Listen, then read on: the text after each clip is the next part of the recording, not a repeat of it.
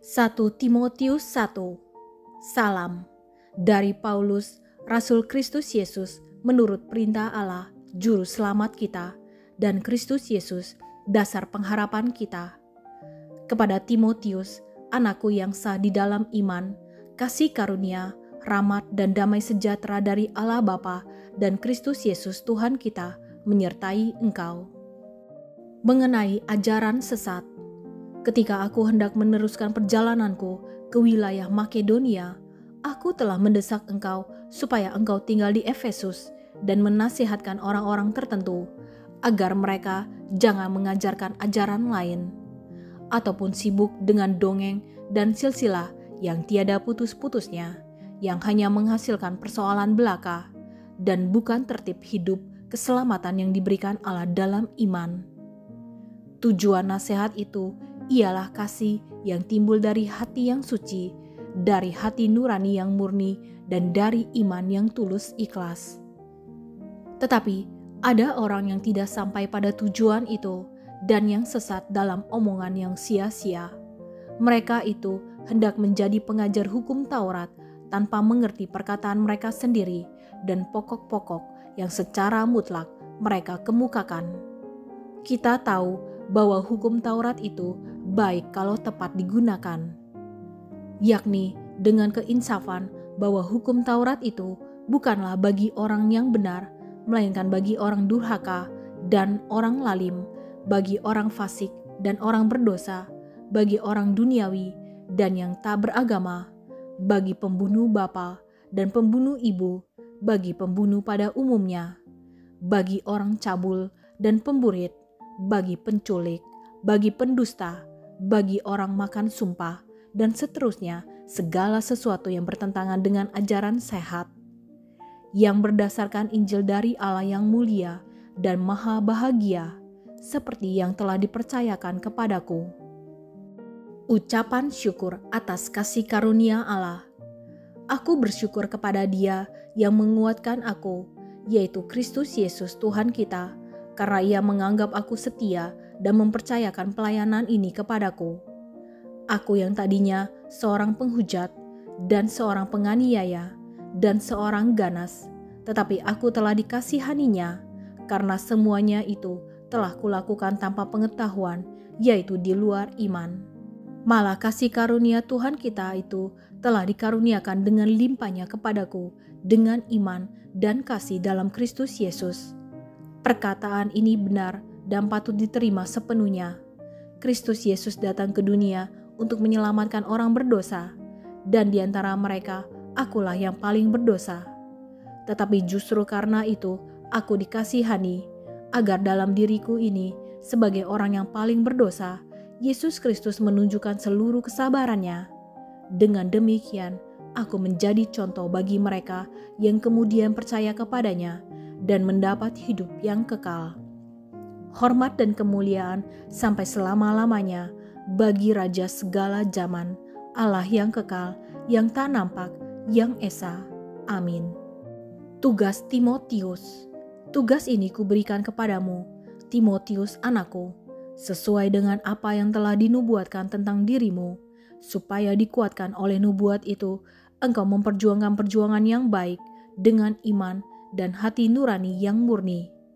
Beberapa orang telah menolak hati nuraninya yang murni itu, dan karena itu kandaslah iman mereka.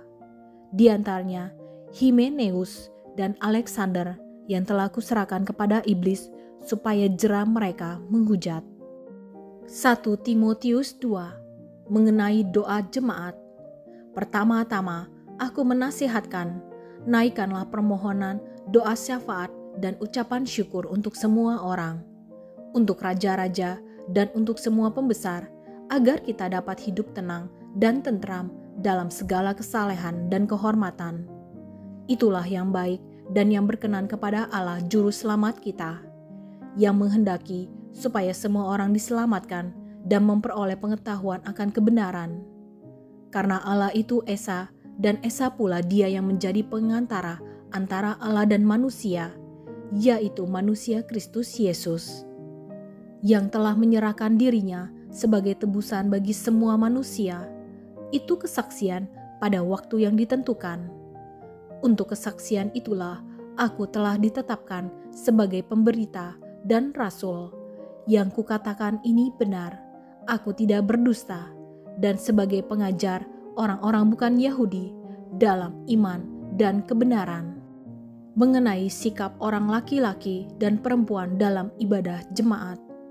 Oleh karena itu, aku ingin supaya di mana-mana orang laki-laki berdoa dengan menadahkan tangan yang suci, tanpa marah dan tanpa perselisihan.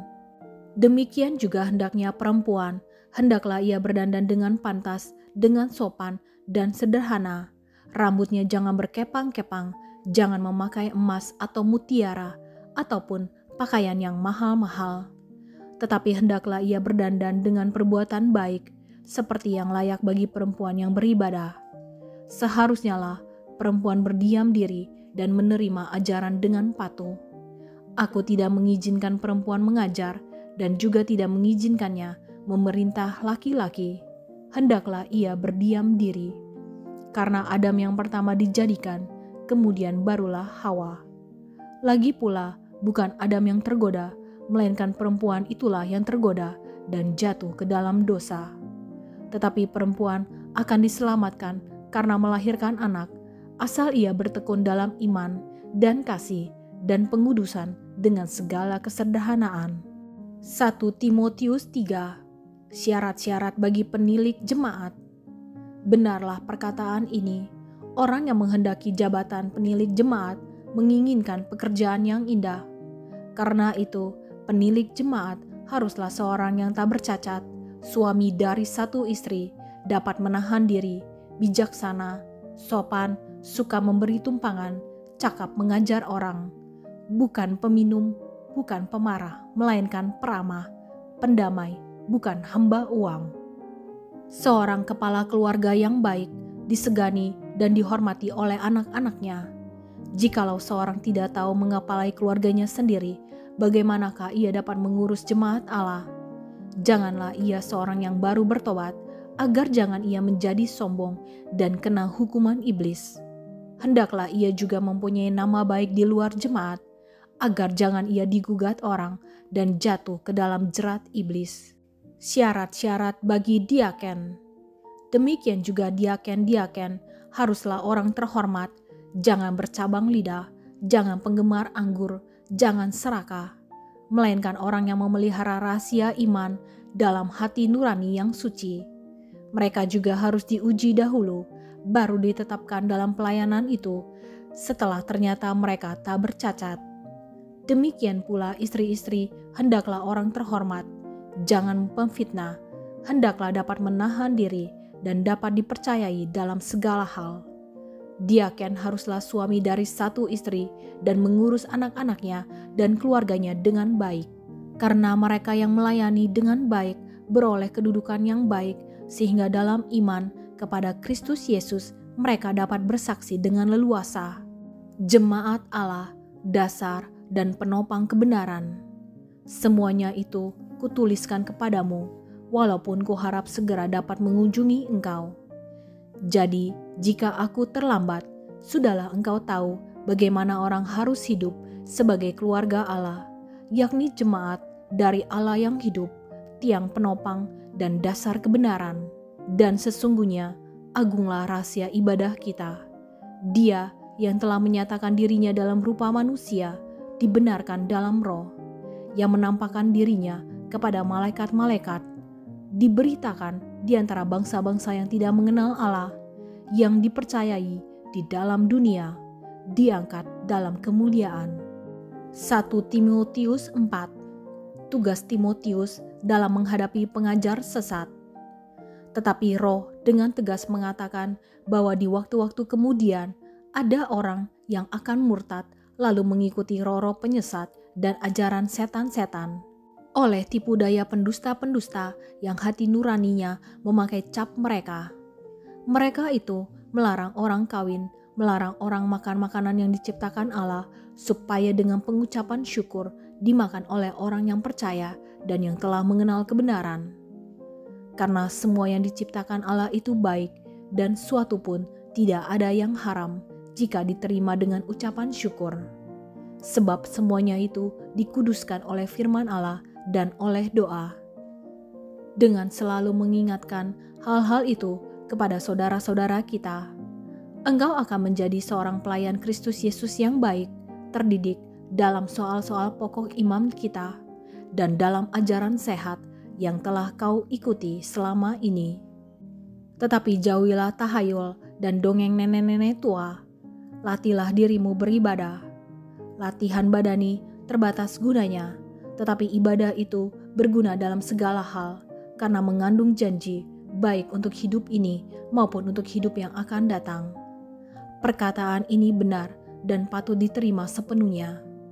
Itulah sebabnya kita berjerih payah dan berjuang, karena kita menaruh pengharapan kita kepada Allah yang hidup, Juru Selamat semua manusia, terutama mereka yang percaya. Beritakanlah dan ajarkanlah semuanya itu. Jangan seorang pun menganggap engkau rendah karena engkau muda.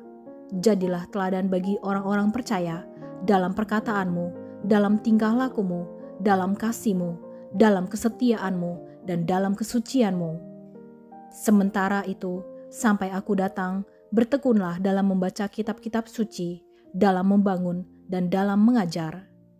Jangan lalai dalam mempergunakan karunia yang ada padamu, yang telah diberikan kepadamu oleh nubuat, dan dengan penumpangan tangan sidang penatua. Perhatikanlah semuanya itu, hiduplah di dalamnya, supaya kemajuanmu nyata kepada semua orang. Awasilah dirimu sendiri, dan awasilah ajaranmu. Bertekunlah dalam semuanya itu, karena dengan berbuat demikian, engkau akan menyelamatkan dirimu dan semua orang yang mendengar engkau. 1 Timotius 5 mengenai saudara-saudara seiman. Janganlah engkau keras terhadap orang yang tua, melainkan tegurlah dia sebagai bapa. Tegurlah orang-orang muda sebagai saudaramu, perempuan-perempuan tua sebagai ibu, dan perempuan-perempuan muda sebagai adikmu dengan penuh kemurnian. Mengenai janda, hormatilah janda-janda yang benar-benar janda. Tetapi jikalau seorang janda mempunyai anak atau cucu, hendaklah mereka itu pertama-tama belajar berbakti kepada kaum keluarganya sendiri dan membalas budi orang tua dan nenek mereka, karena itulah yang berkenan kepada Allah. Sedangkan seorang janda yang benar-benar janda, yang ditinggalkan seorang diri, menaruh harapannya kepada Allah dan bertekun dalam permohonan dan doa siang malam. Tetapi seorang janda yang hidup mewah dan berlebih-lebihan, ia sudah mati selagi hidup. Peringatkanlah hal-hal ini juga kepada janda-janda itu, agar mereka hidup dengan tidak bercela. Tetapi jika ada seorang yang tidak memeliharakan sanak saudaranya, apalagi seisi rumahnya, orang itu murtad dan lebih buruk dari orang yang tidak beriman. Yang didaftarkan sebagai janda hanyalah mereka yang tidak kurang dari 60 tahun, yang hanya satu kali bersuami, dan yang terbukti telah melakukan pekerjaan yang baik, seperti mengasuh anak, memberi tumpangan, membasuh kaki saudara-saudara seiman, menolong orang yang hidup dalam kesesakan. Pendeknya, mereka yang telah mempergunakan segala kesempatan untuk berbuat baik. Tolaklah pendaftaran janda-janda yang lebih muda, karena apabila mereka sekali digairahkan oleh kebaharian yang menceraikan mereka dari Kristus, mereka itu ingin kawin, dan dengan memungkiri kesetiaan mereka yang semula kepadanya, mereka mendatangkan hukuman atas dirinya. Lagi pula dengan keluar masuk rumah orang, mereka membiasakan diri bermalas-malas, dan bukan hanya bermalas-malas saja, tetapi juga meleter dan mencampuri soal orang lain dan mengatakan hal-hal yang tidak pantas.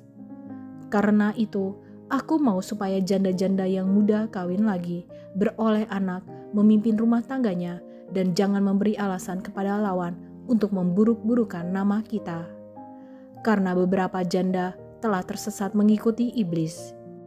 Jika seorang laki-laki atau perempuan yang percaya mempunyai anggota keluarga yang janda, hendaklah ia membantu mereka, sehingga mereka jangan menjadi beban bagi jemaat. Dengan demikian, jemaat dapat membantu mereka yang benar-benar janda. Beberapa petunjuk dan nasihat lagi. Penatua-penatua yang baik, pimpinannya patut dihormati 2 kali lipat, terutama mereka yang dengan jerih payah berkhotbah dan mengajar. Bukankah kitab suci berkata, janganlah engkau memberangus mulut lembu yang sedang mengirik. Dan lagi, seorang pekerja patut mendapat upahnya. Janganlah engkau menerima tuduhan atas seorang penatua, kecuali kalau didukung 2 atau 3 orang saksi. Mereka yang berbuat dosa, hendaklah kau tegur di depan semua orang, agar yang lain itu pun takut. Di hadapan Allah dan Kristus Yesus dan malaikat-malaikat pilihannya, kupesankan dengan sungguh kepadamu, camkanlah petunjuk ini tanpa prasangka dan bertindaklah dalam segala sesuatu tanpa memihak. Janganlah engkau terburu-buru menumpangkan tangan atas seseorang dan janganlah terbawa-bawa ke dalam dosa orang lain. Jagalah kemurnian dirimu. Janganlah lagi minum air saja, melainkan tambahkanlah anggur sedikit, berhubung pencernaanmu terganggu dan tubuhmu sering lemah. Dosa beberapa orang mencolok seakan-akan mendahului mereka ke pengadilan, tetapi dosa beberapa orang lagi baru menjadi nyata kemudian. Demikian pun perbuatan baik itu segera nyata, dan kalau tidak demikian, ia tidak dapat terus tinggal tersembunyi. 1 Timotius 6.